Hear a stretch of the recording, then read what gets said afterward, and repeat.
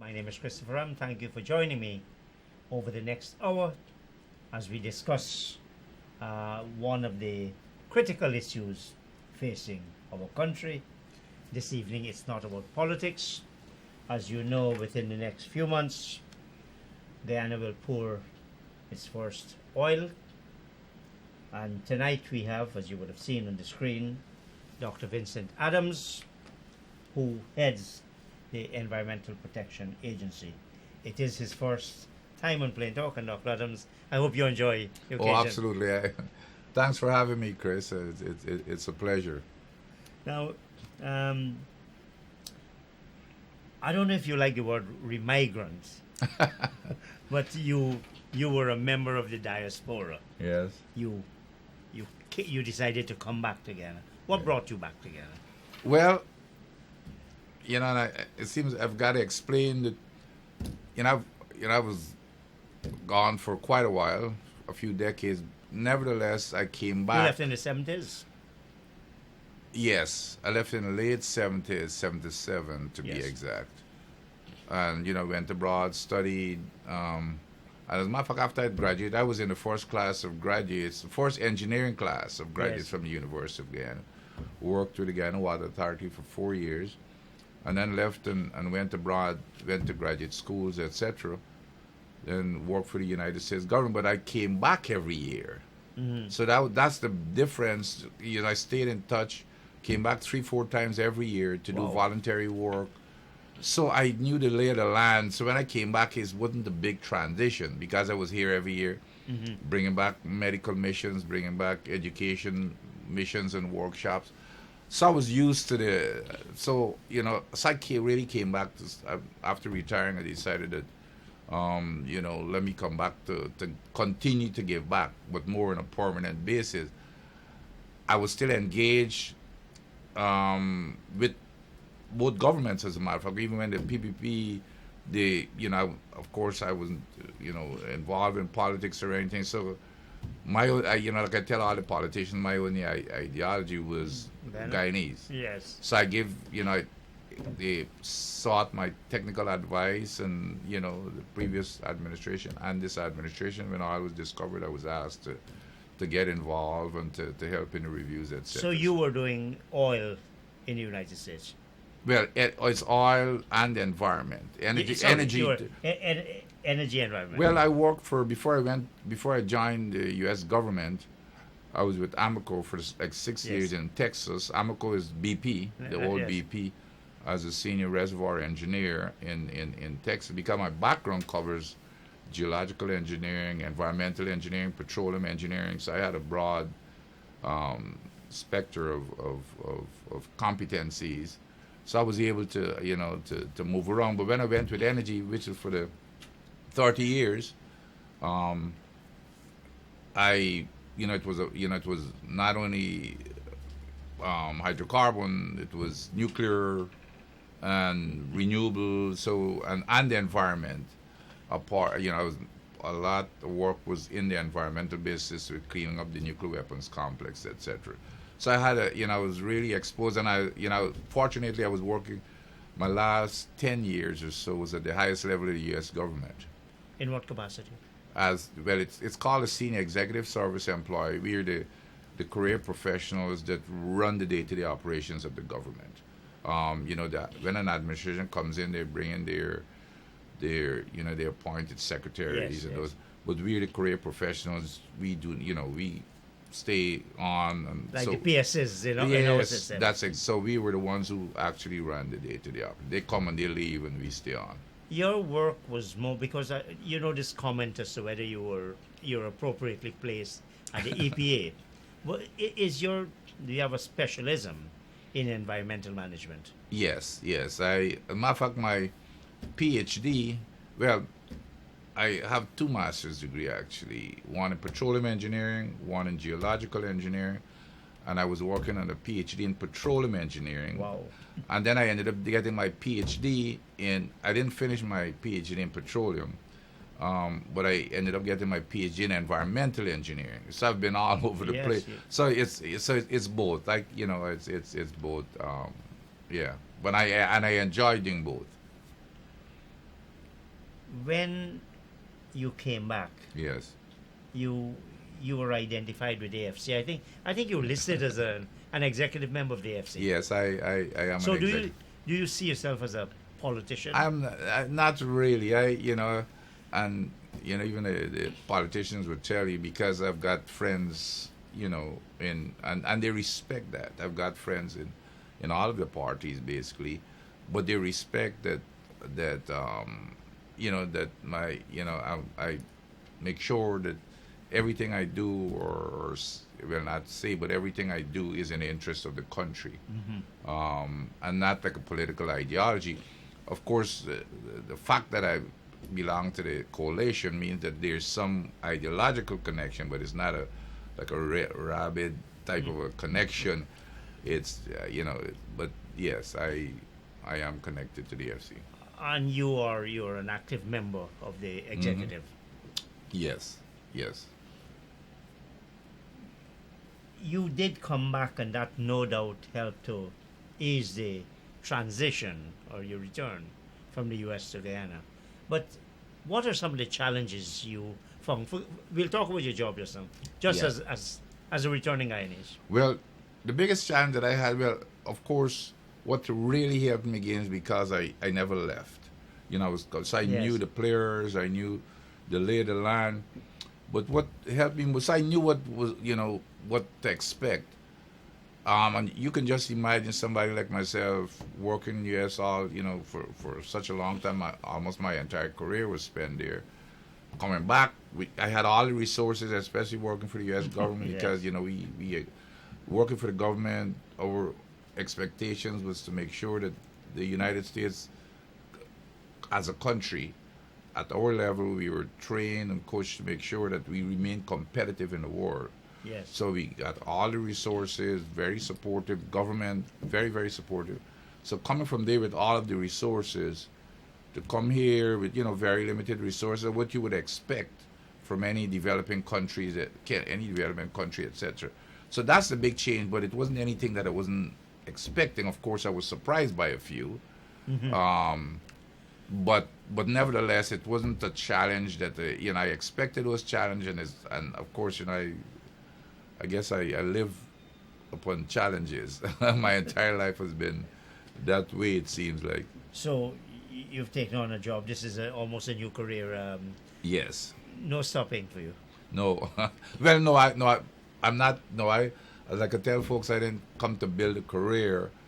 I come to make sure. Try to at least influence the setting up of an agency. To transfer a lot of my knowledge. I was part of the diaspora that I think should be utilized some more. That brain drain, that so-called brain drain that went away for decades. We went, accomplished a whole lot in terms of resources, education, competencies, and I know that diaspora is anxious to come back and not for monetary gains, Yes. but to impart our knowledge to help the country. So that's the reason why, like I told you, I used to be coming back all the time. So that's my main reason. But it's not to build a new career. I've been there. When I retired, I was really expecting to be with my family and have a nice time with my grandkids and stuff like that, and my kids. But it didn't turn out that way. I was called upon to assist here, and that's why I am back. So but the transition, I think for me, it's been challenging, and I'm enjoying it actually because I'm seeing progress, and it wasn't something that I did not anticipate. So it makes a whole difference. I was really prepared, and like I said, what really happened because I used to be back home 3-4 times a year, so I never really missed anything in terms of the lay of the land. You have a number of persons from the diaspora Yes. who have come back. You must be speaking with them from time to time. Sure. Have they had any problems that you think ought not have been put in their way? Well, there's some frustrations with some. As a matter of fact, I go back. I'm invited all the time. Even when I used to come back and forth, or when I used to live in the United States permanently, I would always be invited to speak to the diaspora in all of North America, especially when it comes around independence and republic celebrations. that diaspora community in Canada and all of the U.S. in different states. I was always invited as a popular speaker to go speak to the diaspora. And you always hear this frustration. And again, I believe it's because a lot of the diaspora wasn't really connected. It's just like if they were, every time they come home, they were expecting more. Yes. Because they, I guess got used to what the standard and the way of doing business, customer service, and those things in the U.S. or Canada or wherever they reside. That's what they were expecting here. So it's a high expectation, and some of my friends they get frustrated. But if you for the people who've been coming home or who've been here for a while, after a while you have to adjust. Because you can't expect an entire country to adjust to you. Yeah. But you've got to be patient and adjust. And it's still a lovely place. Oh, without question. Yeah. So. Were you surprised when President Granger offered you the position to head the EPA? No, not really. How many seconds it took you to say yes? Well, as a matter of fact, it was the board, the EPA board. They went through a process, Yes. and they were they were asking me, and then of course, the president had to appoint. Yes. And even the president, I had a conversation, but I told him the same thing. I said, Mr. President, but it's really an honor to be asked to serve in that capacity. And it's not, again, to build a career. As a matter of fact, I made it clear that it's just going to be for a certain period of time, and hopefully within that period of time when I leave, it would become the agency that I want. As a matter of fact, people ask me what's my vision, and I said it's to make this agency the best agency or a model agency within this country. And that's what I've been working on. By the way, I just finished my 1-year anniversary on the 1st of October. Oh, congratulations. Yeah, thank you. But it's something that I'm enjoying. As long as I can find that I'm making a difference in the agency and in the staff itself, and making and I think we've made significant progress over the last year. And as long as that's happening, I'm very happy.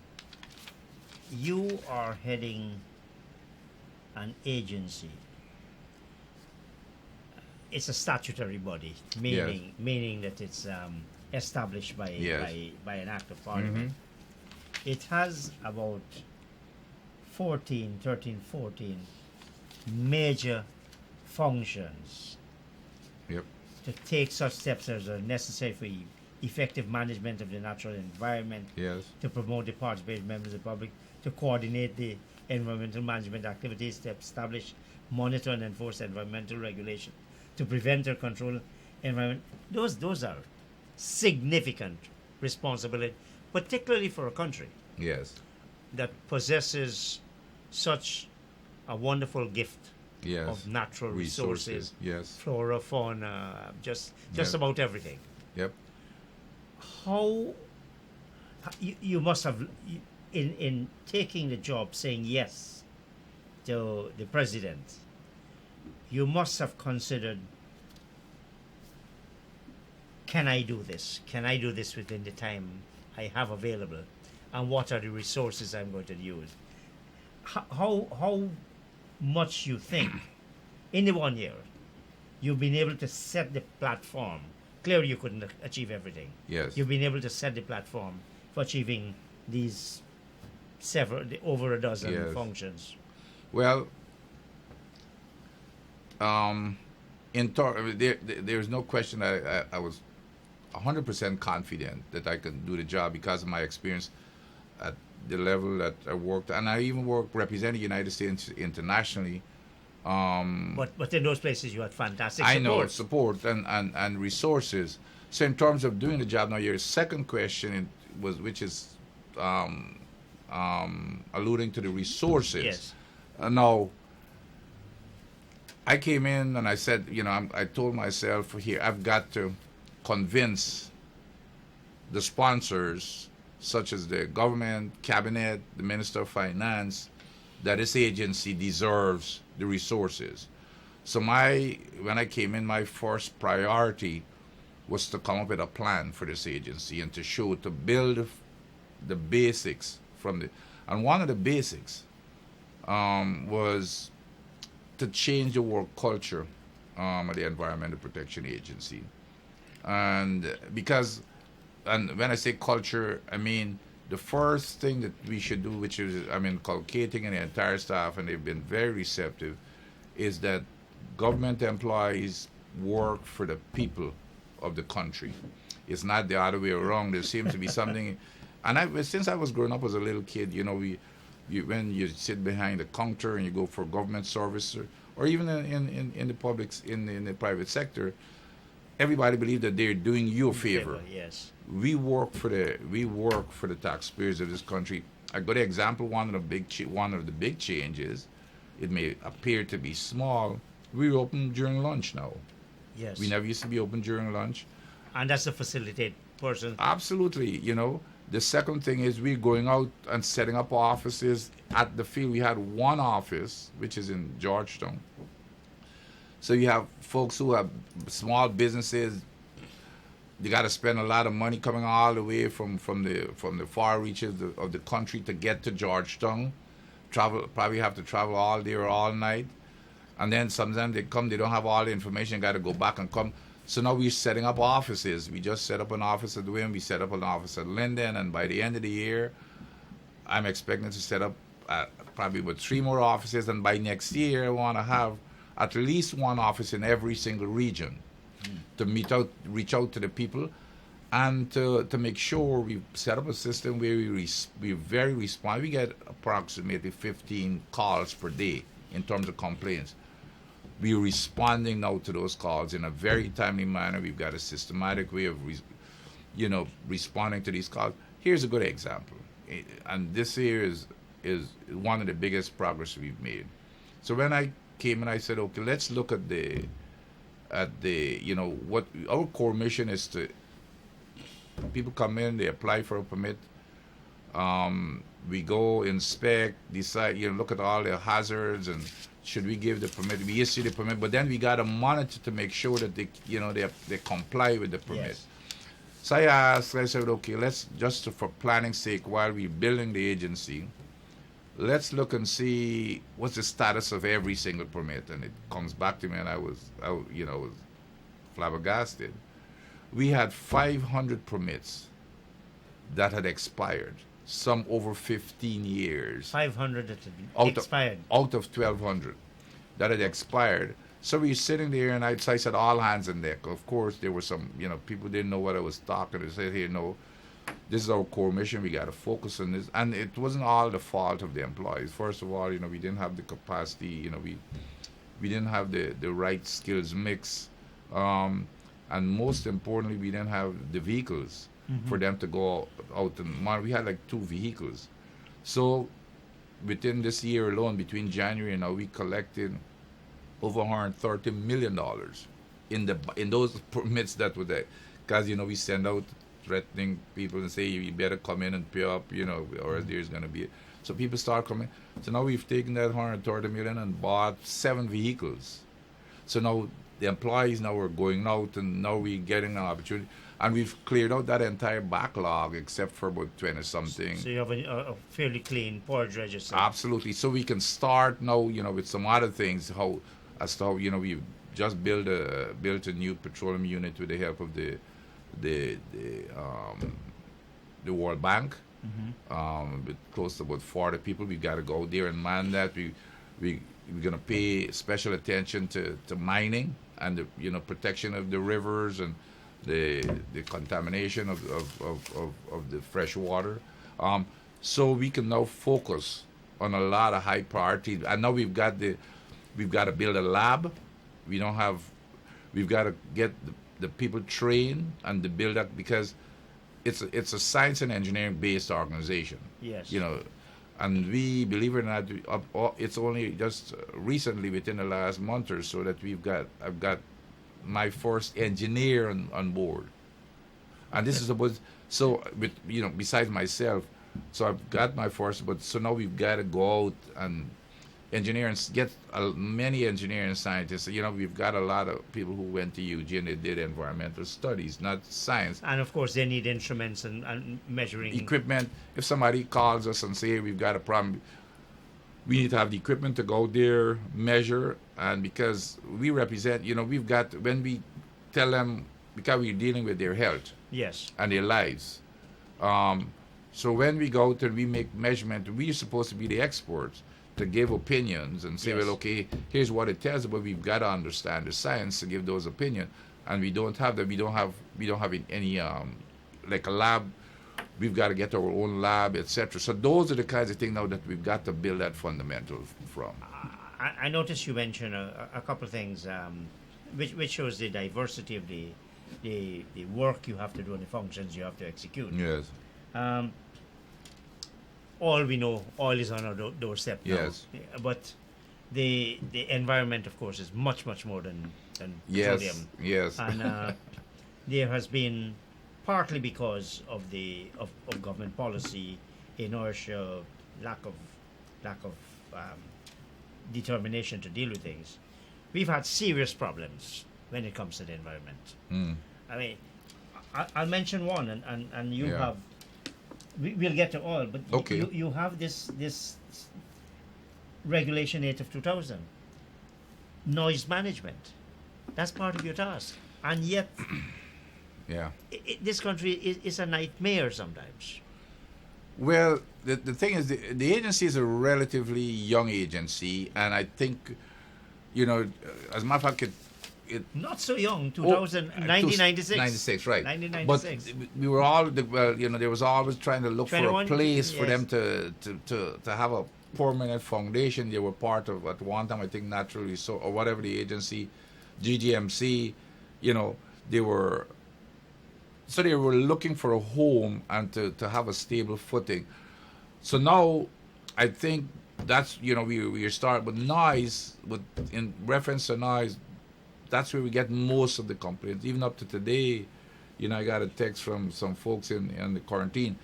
But the good news about that is that we're working very closely with the police force, Minister Ramjatan and the commissioner.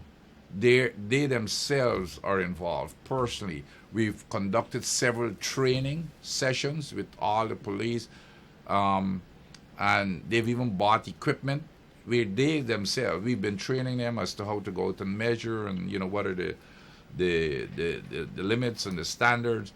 So they now can go out and measure themselves and impose fines and arrest and those type of stuff. Do you have a hotline that persons, if they're being inundated and devastated by noise users? We don't can have, call- but that's, as a matter of fact, that's one of the things that we're planning to have. It's like a hotline. But right now we do have a line that they can call, which is the EPA. 24/7. Well, not, I wouldn't say 24/7, but if they call, they can leave a message. You know, Yeah. there's an answer. But nevertheless, but yes, we've been even working with the police sometimes to to go to some locations, you know, some of the real trouble spots, you know, pay some surprise visits and take measurements and those types.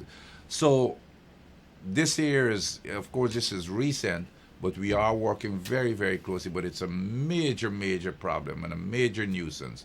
And hopefully, you know, as we go through this process of working with the police, like I said, the minister himself, we had a couple of training programs that even the minister and the commissioner were themselves involved in it with all of their top officers. And so now we've got an understanding as to who is doing what, because nobody should have any function that is going to create noise without the EPA's permit. That's correct. Now, there was a misunderstanding. You have a statutory duty. Yeah, but there was a misunderstanding somehow that even the police in certain areas believed that, so everybody would go to them. Yeah. And they would somehow give them the authority. But now, you know, that understanding has been clarified now, so they've got to come to the EPA. Now, again, I get back to the locations of the EPA. Yes. So that is why, you know, we've got, in terms of service and timely service, we've got to get out there into the hinterland and into those areas rather than everybody having to come here. Well, hinterland raises another part of Yeah. of your jurisdiction. Yes. The question of the waterways. Yes. Some of the hinterland communities Yes. are being poison practically. I can't agree with you more. I can't agree with you more. And everybody keep emphasizing, and everybody keeps thinking about the oil and gas. But to be honest, my worry more than even oil and gas is those rivers, Yes. because I've seen videos, and let me tell you something, Yes. it turns my stomach inside out. And just to quote the president himself, he said it's lawlessness, and Yes. I absolutely agree. So that's our other move. But again, we've got to build capacity. We've laid the foundation. We've brought in those those things that were on the backlog. So we're building like the culture, etc. And let me tell you something. I've got to give really high praise for this to the staff, because normally people do not accept change very Yes. easily. But I think the staff themselves see that they're getting results. And there's some basic things that we're doing, just the mere discipline. Simple thing that I do every morning. I have an 8:15 meeting for the senior manager, Yes. and it better be 8:15, not 8:16, because you know what I do? I close the door at 8:15, and they understand. So now every morning they're all showing up at 8:05. And even when I'm not there, whoever is acting for me, they do the same thing. Yes. Now that is, to me, that is progress, and that is changing that whole mindset Yes. into people understand, something. And now they're believing that we're doing the right thing, and it's helping them develop themselves. Because I told them, my main task here is to make something out of them, is to build their capacity, not mine. Yes. Because I've got a lot to offer, and as long as they're willing, which is what I really appreciate of them, and they're really willing to work hard and to be disciplined and to be focused and understand that it's the benefit for them and their career. I'm going to help them to the hill, providing more training. I've got in my budget for next year, for example, is sending them to more training, like getting them connected internationally. That Yes. build that international network is the most important thing that you can have. You go to these conferences, you get exposures, build an internship. I've started an internship program here this last summer. Next year, we had like 3 people. Next year, I want to have probably a dozen interns. So those are the kinds of basic things that I'm doing, that I took for granted when I was, in my other job. You mentioned culture, Yeah. and culture within your organization. Yeah, We have a culture within the wider society. yeah, The persons, the wayside vendors, for example. Yes. The persons at the Starbuck Wharf, they just feel you just dump things in the waterway, Yes. and that's what the waterway is for. You have businesses, whether it's sawmill, it's manufacturing, rum manufacturing, whatever. yes, The whole question of industrial waste, Yes. agricultural waste, commercial waste. You have a serious job and how do you change that culture All right. without some fairly draconian fines, perhaps? Several different paths. I don't know if you've been reading the newspapers. We've taken some call it drastic action, but they're necessary actions. They're actions to comply with the law. Yes. And they turn out to be the best thing that ever happened. Even the companies themselves. You remember, I'm sure you read a whole lot about DDL. Yes. And, we had some issues. Well, guess what? Because of what happened at DDL is now going to be at the highest standard ever. Probably they're going to be the best operating facility in terms of bringing it up to high tech. Yes. They're going to treat their waste because Yes. the waste used to be in. Just dump it in the waterway. Not anymore. They're going to have a high tech treatment plant. They're going to have an entire environmental department. Mm-hmm. With the best technology and the best people, etc. They're coming to compliance. But the thing about DDL, and they recognized they weren't defensive. They worked with us, and they're still working with us to bring everything up to speed. We're not in the business of shutting anybody down. So DDL is going to be the model for everybody to follow. But with even bringing in these operators, when they were out of compliance. As we bring them in and we explain to them, and now they realize, 'cause a lot of people don't even know, well, who the heck is the EPA? Yeah. The staff used to believe, when I came and I said, okay, what are some of the issues we got to deal with?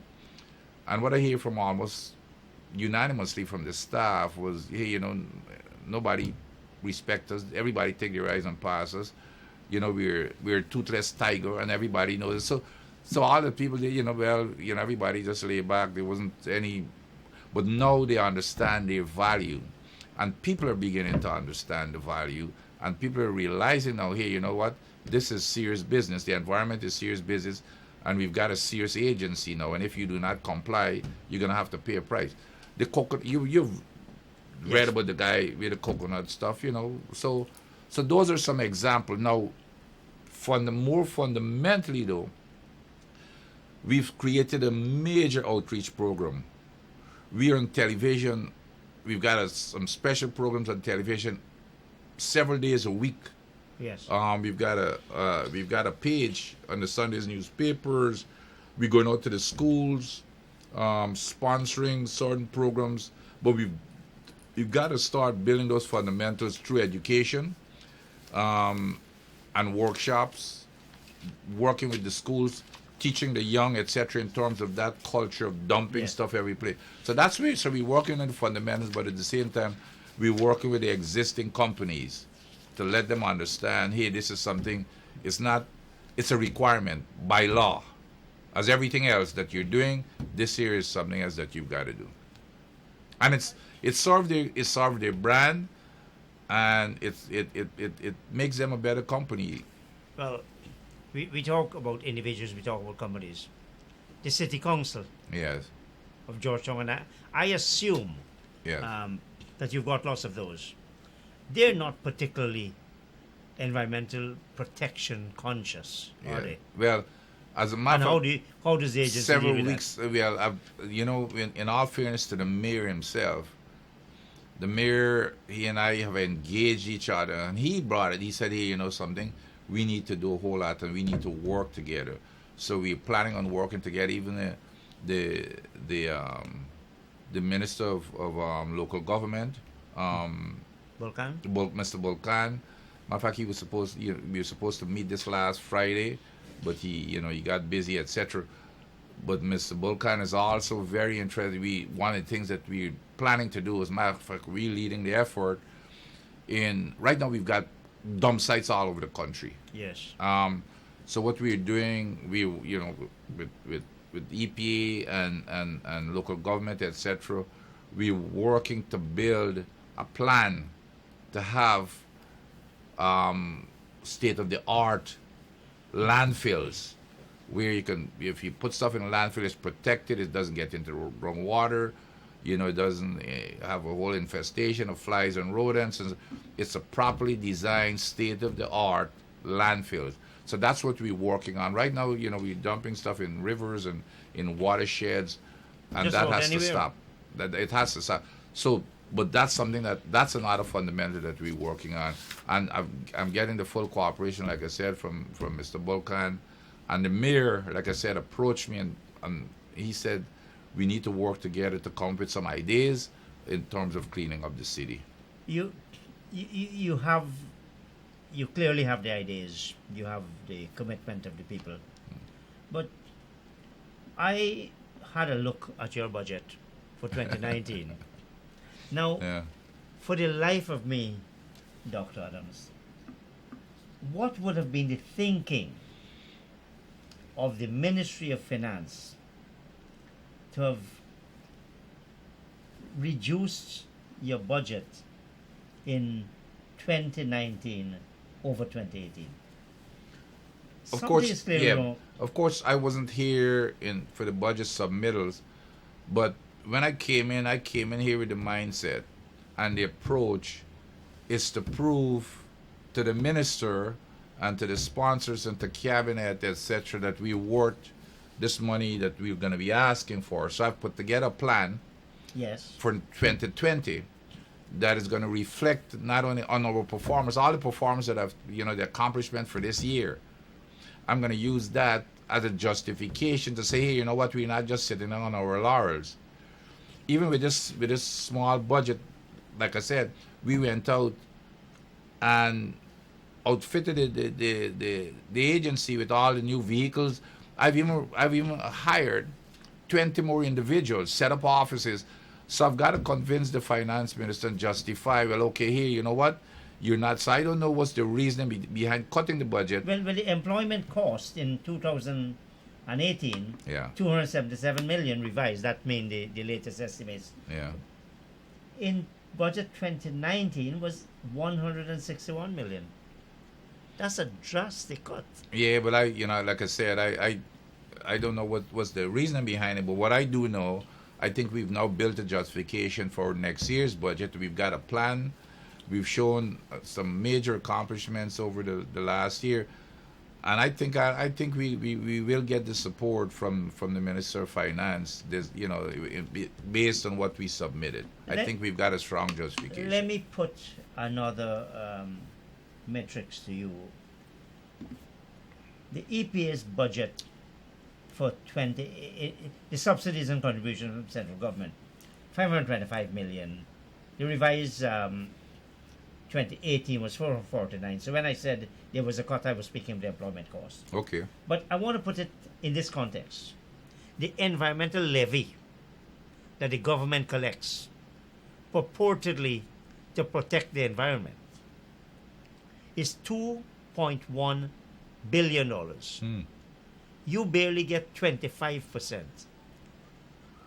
It makes your job extremely challenging. That's a good number to know. Yes. I gotta remind the Absolutely. finance minister. But that's a good number to know. Absolutely. That's what the money is collected for. Okay. No, that's the. But to be honest, I didn't know about that number. I didn't know about the levy, etc. But what I do know, I think we've got a strong case for a budget, and we've made a justification. I wasn't here when the budget was presented in 2018, so I'm not sure if it made its case, because remember when Minister of Finance get requests from all over, whoever makes the best case and show that they can spend that money and show that they've been making progress, etc. That's where it normally goes. So I think we've got a solid case for 2020 in terms of our accomplishment over the last year. We've exceeded all expectations, and even over and beyond what was expected in terms of bringing in new money on our own, and doing things. Hiring, I've hired an extra. I think we've got an extra 20 people. Yes. Increase the staff by about 20%, which means bringing in the kind of qualified people that we need in this short period of time. So we've done a whole lot this year. Well, there are two reasons why I think, apart from the tremendous functions which you have, both under the Act Yes. and the regulations, 5 regulations. Yeah. As I said, you've got $2.1 billion under the environmental levy collected. And we have to provide for oil and this question of protecting the waterways. Now, the question I want to start by asking you, because you probably were surprised I didn't get to oil earlier. But this 1996 Act, Yes. I did a search on the computer before I came. Petroleum is not mentioned in this Act. Does this Act, is this Act good enough to deal with petroleum and the risks and the challenges to offshore drilling? No, I'll tell you what. You know what I like about this Act? It gives the EPA a very broad mandate, and I know there are lots of functions and roles that it says, but mine is rolled up into one sentence. The EPA is mandated or chartered to protect the environment. Very broad. It includes anything. So even though petroleum is not mentioned, and there's a reasonable reason why it's not mentioned, because in 1996 it was absolutely. However, and this is the question that people ask all the time: are we prepared? Now, like I said, it's to protect the environment. Are we shooting we for a goal of establishing our own regulations? Absolutely. That is our long-term goal. But like I said before, we got to get the right collection of competencies on board. However, we there's all kinds of regulations and laws, etc., that people adhere to internationally. So in the permits, when we issue permit or when we review an environmental impact assessment, etc., we adopt a lot of those standards. One of the standards that I've made very clear to every single company, I don't care whether it's petroleum, mining, etc., you come in for a permit, you're gonna have to prove to us that you're gonna abide by no less a standard that is established internationally. So that's where we start. Now, as we establish and create our regulations, which is going to take a heck of a lot of work. You're going to have labs because you got to have a whole lot of testing. Mm-hmm. So while we await that, I still feel comfortable in adopting those regulations because they're already established. Now, do we look at every single? Absolutely. As we put the regulations in the permit, we still try to get an understanding of what it means before we adopt it. So regulations are there, controls are there, except we cannot claim that it's ours and it's not written specifically in the Act. Are you disappointed that 4 years, and by the time it all comes, though I'm hearing now that all will come before year end? Okay, all of us are keeping our fingers crossed if that's the case. Maybe the Christmas gift. But are you disappointed that we haven't since 2015, when the first oil discovery was announced? Yeah. We have done nothing in the area of environmental management legislation update. How difficult has that made your job? Well, these things, they take time, and of course, this all suddenly hits us, and here you have an agency. We had 5 years. I know, but remember, you got an agency.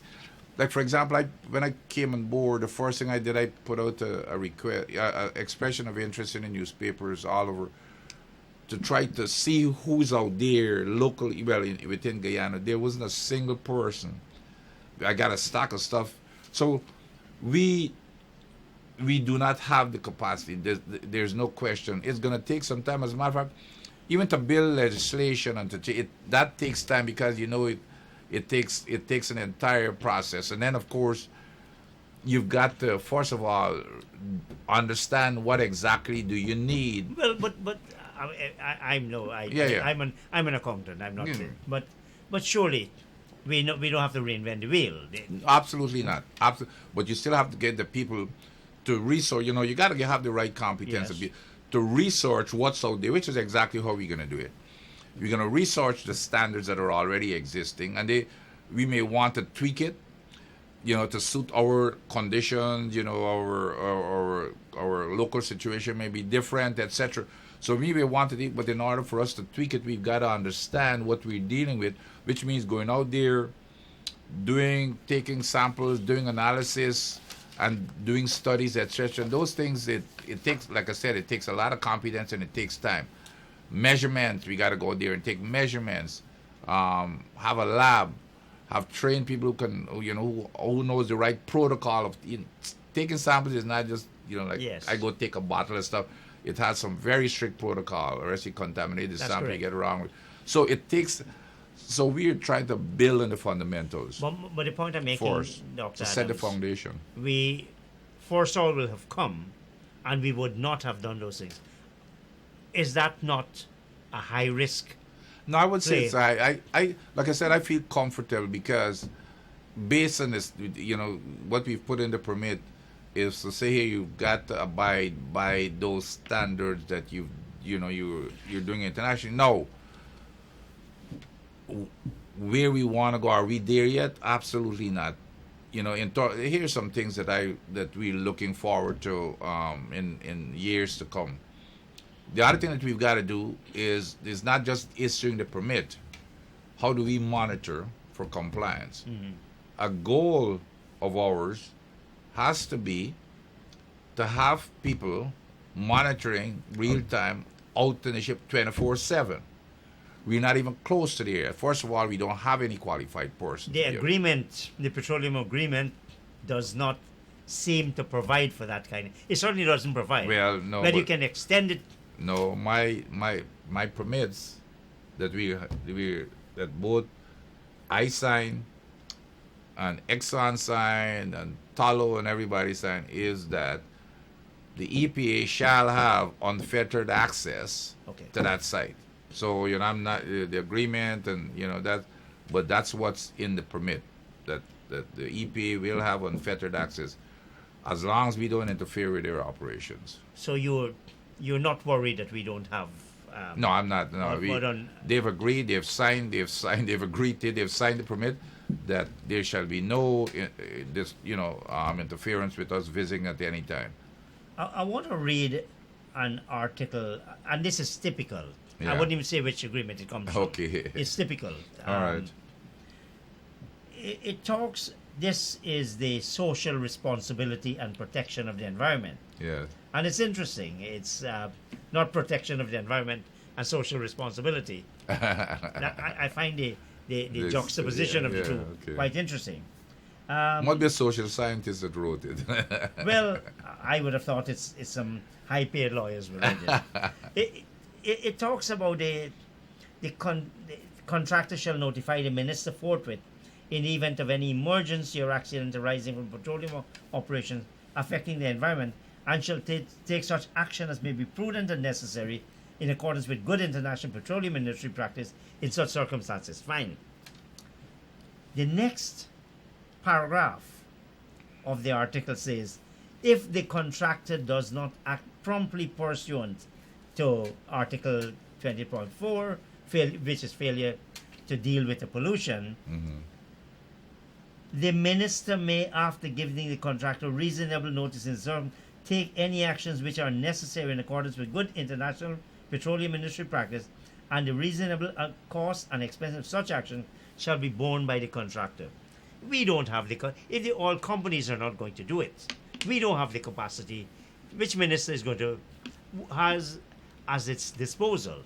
And I'm asking you whether the EPA or the whatever commission we have, we don't have any capacity to monitor, let alone to address this. Well, I want to say we building that capacity. You're building, yes. Yeah. EPA So is we've building. got not only the EPA, as a matter of fact, in terms of spill response, there's the CDC, the Civil Defense Commission, that is in. There's a multi-agency committee of which the EPA is involved, and so they're heading the CDC can't even deal with a little flood in Maiconi. We're talking No. high value things with serious ramifications. But I'm telling you, we all are expecting that we will get the resources. Now, the CDC, not for remember for now, this level. This is going to cost a lot of money. But remember who's going to be responsible for this too. It's not the government who's going to be doing the major cleanup. It's going to be Exxon, well, not Exxon, but whoever the oil companies, they're signing up to. No, but this is the government will take the action which is necessary. Well, we're going to do the coordination. Like the CDC, they're going to set up, let's say, spill response, emergency stations, etc. What they're doing, they're working on getting all the stakeholders along the coast wherever they're going to be impacted, and to make sure that if something happens, they're going to be informed. They're going to meet in some spill response emergency center where all the communication is going to be coming in. But the people who are going to be really conducting the cleanup and everything is going to be the oil company, as always. So you don't put much store in that provision of the agreement. Well, I'm not familiar with the agreement. All I'm familiar with is what I know that we're doing. Yeah, I know what we're doing and what we're working, with the CDC on, and what's being put in the permits. And it's not for the government to take over. Like you said, we don't have the resources and those. What we're going to be doing is in charge of the coordination. But except that this is what the agreement says, and it's clearly not a meaningful thing because the government can't do it. Yeah. There's another concern. I don't know if you share it. I think you do. This possibility of self-insurance that all companies may All right. have the option to self-insure. Here again, And I'm sure you've been following the newspapers Yes. and in the permit, which again the oil companies are signing, Yes. it's not self-insurance anymore. What in EPA's permit, what it's saying that they're gonna go buy insurance. Yes. The maximum possible that is out there that they get, and anything over and above that, the parent company, because like EPGL, for example, it's a limited liability corporation, which means that they have very very limited assets. So what they're signing up to is that their parent company, ExxonMobil, has to sign up to anything over and above the insurance coverage has to be covered by the parent company, and that's what's in the permit. I'm not. EPA is not going with self insurance. Well, of course, it's more than. I was narrowing it down to the SO and Sinop, Nexon, and Hess, but I on that issue, it's not only ExxonMobil, because ExxonMobil has in fact sold out Yes. for 55% Yes. of its interests in the agreement. Yeah. So we're talking about Hess having to shoulder part of that cost. They're working out the way that they're gonna cover it, but all I'm saying is that's what they've signed up to right now in terms of providing that coverage, which is not self-insurance. As a matter of fact, the feedback that we're getting is probably we've got the best in liability coverage of any country in the world. That coverage that we got. This is under which agreement? What the companies have signed, the agreement with the EPA, the permits. But one of the concerns I have, and I say this as a lawyer, is again in the agreement, and you may have successfully managed to get improvements over this agreement signed by Mr. Raphael Trotman, is that the liability of the companies is limited by virtue of this agreement. And for example, there's an oil spill that goes and affects. I remember this goes close to Suriname, Yes. close to Venezuela, close to Trinidad. The grave danger to Guyana if there was an oil spill. Do you have lawyers in the EPA? You know, everything now has to have a good lawyer. Sure. And I'm not looking for work. Do you have anybody looking at the legal ramifications on environmental issues contained in the agreements? One of the areas, as a matter of fact, as soon as I arrived, I said, the first thing we've got to beef up is our legal department. Yes. So we're working on it. As a matter of fact, we've recently hired a couple of people, and we're looking further down the road. And it's these are some of the things that we're doing. We're looking at the act, to revise the act, to include the things that you brought up. Because remember, this was written in even there are some things in there that I really don't, it shouldn't be in there. The act is a but it was written for that act. time. Yes. In 1996, it was written for that time. 1986. The Right, yeah. petroleum was 86. Right. The environment was 96. That's right. So we are looking at that. We're hiring lawyers who can do litigation for us, to make sure that people follow the rule of law. And then, of course, we're looking at lawyers who can deal specifically with exactly what you're talking about in terms of the petroleum regulations and those type of things. So we're trying to build not only engineering science, but also in the legal department. When I came in, and they were kind of surprised when I told them, I said, here, in any environmental protection agency, there are two areas that are key to such an agency. It's in the legal department and in engineering and science. Yes. Of course, the rest are still important support services, but those are the two key core functions. I would like you to come back later on and we'll talk again. But Yeah. I want to ask you this, because we talked about money. Yeah. The cost of managing, regulating the oil sector, if you want the state-of-the-art arrangement that you're talking about, Yes. Adams, is going to run into billions. Yes, Now, without question. who should pay for that? Should the oil companies pay for that, or should the government be paying for that? Well, of course, the salaries and everything are going to be paid by the government, but there has to be cost recovery. As a matter of fact, we work, and that's the other thing that No, we but work. cost recovery works the other way. Cost No. recovery says if the oil company spend any money, they get it back under the contract. No. That I'm not. You're going back to the contract. What I'm saying. Oh, well, that's a different situation. But what I'm saying, let's say for the EPA, Uh-huh. and be it an oil company or a mining company, those companies should at least cover the cost of oversight of their operations. For example, the oil companies, the EPA is going to have whatever is costing us to run, to conduct oversight. They should be paying at least fees to cover that expense. But that's not covered. You know. You see, you're going back to the agreement. Well, I can't help being a lawyer. I can't help it. No, but I want to give you an analogy, Dr. Adams. The Commission of Insurance. Yes. Under the Insurance Act. Yes.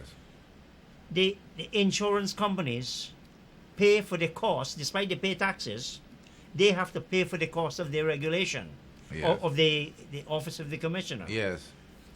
That doesn't happen here. In fact, most of the money spent by the oil companies is recovered under this agreement. Yeah, I'm sure there was lots of thought into how this agreement was developed. So I don't deal with the agreement. I deal with the EPA Act. You said you're a partly politician, and that's coming true. That's coming true. My mission is No, to deal but with. we're talking about an analogy. Yeah. Here is a sector. This sector poses a risk. Yes. Now, obviously, Exxon has a reputation to protect. It's not going to be reckless. Yes. To suggest that would be irresponsible. But you have to regulate them. Yes. And yet you're saying when you regulate them, it is at your cost.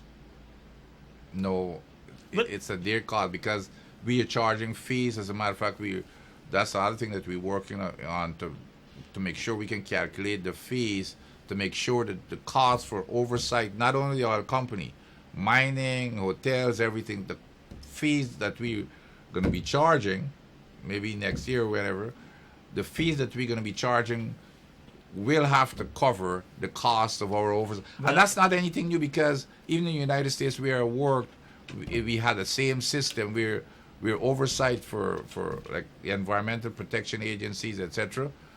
You pay fees and it's so that's what I call cost recovery from my side. Unfortunately, I can't respond because the operator is signaling. I'd like you to come back sometime soon. Oh, definitely, For us to definitely. continue that discussion. Absolutely. So, Dr. And maybe when I thank you. come the next time, I might even have some more progress to report. Thank you so much. Operators and viewers, thank you, good night, and I'll see you next week.